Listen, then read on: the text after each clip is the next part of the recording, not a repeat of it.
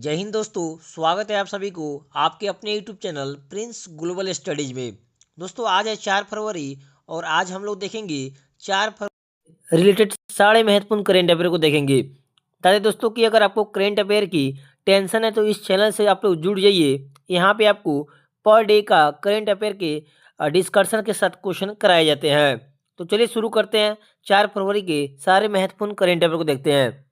यहाँ पर देखिए पहला जो क्वेश्चन कर रहा है फ्रेंड्स, आपसे कर रहा है कि हाल ही में किस राज्य के कवक यानों ने पश्चिमी गोलार्ध की सबसे ऊंची चोटी माउंट अकान अकान कागुआ की सफलतापूर्वक चढ़ाई की है। तो राइट आंसर क्या हो जाएगा फ्रेंड्स? तो याद रखिएगा राइट आंसर इसका हो जाएगा अरुणाचल प्रदेश की। ये बिल्कुल सही हो जाएगा। चलिए इसके बाद देखते हैं यहाँ पे इसका एक्सप्लेनेशन।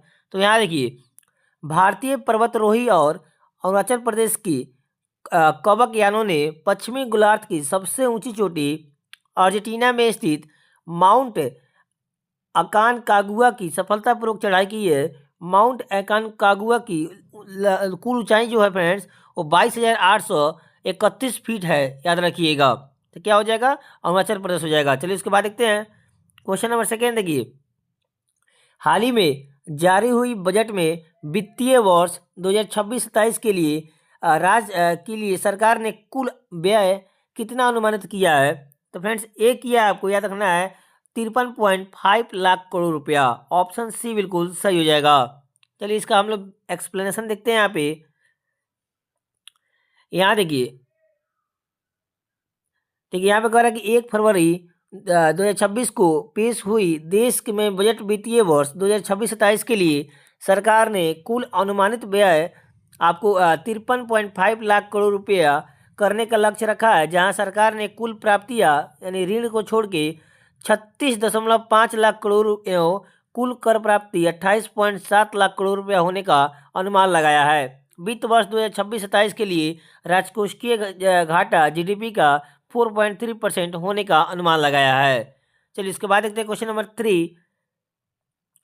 यहाँ पे कह रहा है कि हाल ही में किसने ऑस्ट्रेलिया ओपन 2026 का पुरुष एकल का खिताब जीत लिया है? तो राइट आंसर हो जाएगा कार्लोस अल्कराज ने जीता है। ठीक है ना। अब इसका देखिए एक्सप्लेनेशन पढ़ लेते हैं थोड़ा सा हम लोग।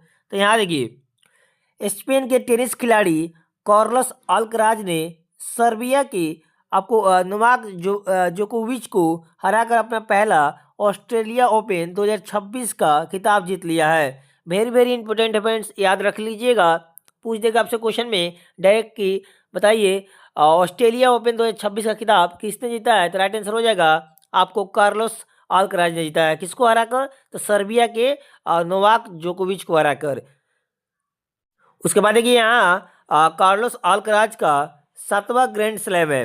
2025 में यह खिताब इटली के जैनिक सिनर ने जर्मनी के अलेक्जेंडर जेवरेक को हराकर जीता था, याद रखिएगा। 2025 में कौन जीता था? 2025 में जैनिक सिनर ने जीते थे। चलिए इसके बाद देखते हैं आगे क्वेश्चन नंबर 4। देखिए हाल ही में किस राज्य में रुसोमा संतरा महोत्सव आयोजित किया गया है? तो फ्रेंड्स एक किया गया आपको नागालैंड में मनाया गया है। आइए एक्सप्लेनेशन देखते हैं इसका।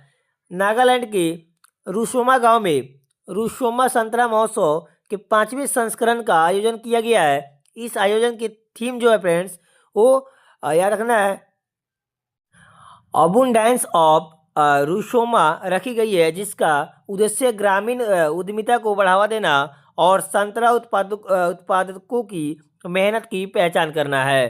तो कहाँ पे? तो नागालैंड में मनाया गया है। कौन सा? तो आपको रुसोमा। कौन सा? रुसोमा संतरा महोत्सव कहाँ मनाया गया है? तो नागालैंड राज्य में मनाया गया है। चलिए इसके बाद देखते हैं क्वेश्चन नंबर 5 पे चलते हैं। कह रहे कि हाल ही में भारतीय मूल के किस वैज्ञानिक ने भूविज्ञान का नोबेल कहा जाने वाला क्राफोर्ड पुरस्कार 2026 जीता है? तो फ्रेंड्स ये हो जाएगा आपको वीरभद्रन रामनाथन ने जीते हैं। ठीक है, ऑप्शन डी यहाँ पे बिल्कुल सही हो जाएगा।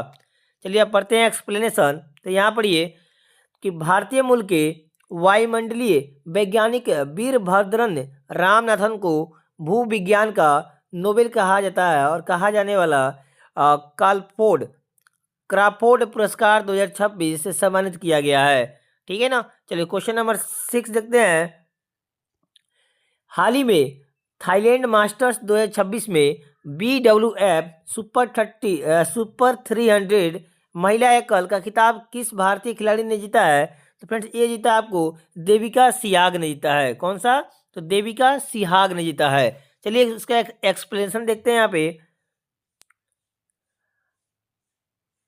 देखिए एक्सप्लेनेशन पढ़ते हैं यहाँ पे कि थाईलैंड के बैंकॉक में आयोजित थाईलैंड मास्टर्स 2026 में BWF सुपर 300 में महिला एकल का खिताब भारत की युवा बैडमिंटन खिलाड़ी देविका सिहाग ने जीत लिया है। देविका ने फाइनल में मलेशिया के गो जिन वेई को हराया है। BWF सुपर 300 का खिताब जीतने वाली देविका सिहाग तीसरी महिला बन गई है। इससे पहले साइना नेहवाल और PV सिंधु ने मुकाम हासिल किया है। ठीक है ना, याद रखना है आपको। उसके बाद देखिए क्वेश्चन नंबर 7 पे देखते हैं। हाल ही में रक्षा मंत्रालय ने सार्वजनिक क्षेत्र के लिए उपक्रम को आपको मिनी रत्न कैटेगरी 1 का दर्जा दिया है। तो राइट आंसर हो जाएगा आपको यंत्र इंडिया लिमिटेड को। ऑप्शन सी यहाँ पे बिल्कुल सही हो जाएगा। चलिए एक्सप्लेनेशन पढ़ लेते हैं इसका। यहाँ पे दिया है कि रक्षा मंत्रालय ने ऑर्डिनेंस फैक्ट्री बोर्ड के आपको निगमितकरण के बाद गठित रक्षा सार्वजनिक क्षेत्र के उपक्रम में यंत्र इंडिया लिमिटेड को मिनी रत्न कैटेगरी 1 का दर्जा दिया है। यह दर्जा मिलने के बाद कंपनी 500 करोड़ तक पूंजीगत व्यय बिना सरकारी मंजूरी के स्वीकृत कर सकता है। याद रखिएगा। उसके बाद देखिए यहाँ पे क्वेश्चन नंबर 8 पे, हाल ही में हरियाणा में आयोजित होने वाले प्रसिद्ध सूरजकुंड अंतर्राष्ट्रीय शिल्प मेला 2026 के लिए किसे साझेदार देश के रूप में चुना गया है? तो ये चुना गया आपको इजिप्ट को, यानी मिस्र को चुना गया है। चलिए इसके हम लोग एक्सप्लेनेशन देखते हैं थोड़ा सा। यहाँ देखिए, हरियाणा के फरीदाबाद में आयोजित होने वाले प्रसिद्ध सूरजकुंड अंतर्राष्ट्रीय शिल्प मेला 2026 के लिए इजिप्ट यानी मिस्र को साझेदार देश के रूप में चुना गया है। यह मेला हस्तशिल्प और सांस्कृतिक विरासत को प्रदर्शित करने वाला दुनिया का सबसे बड़े मंचों में से एक है। तो याद रखिएगा, आपको इजिप्ट के साथ में हम लोग क्या किए हैं, इसको साझेदार देश के रूप में, पार्टनरशिप देश के रूप में माने हैं। इसके बाद देखिए यहाँ पे क्वेश्चन नंबर 9, हाल ही में अमेरिका ने भारत पर पारस्परिक टैरिफ 50% से घटाकर कितना प्रतिशत करने की घोषणा की है? तो फ्रेंड्स 50% से घटा के 18% करने की घोषणा की है। चलिए एक्सप्लेनेशन पढ़ते हैं इसका।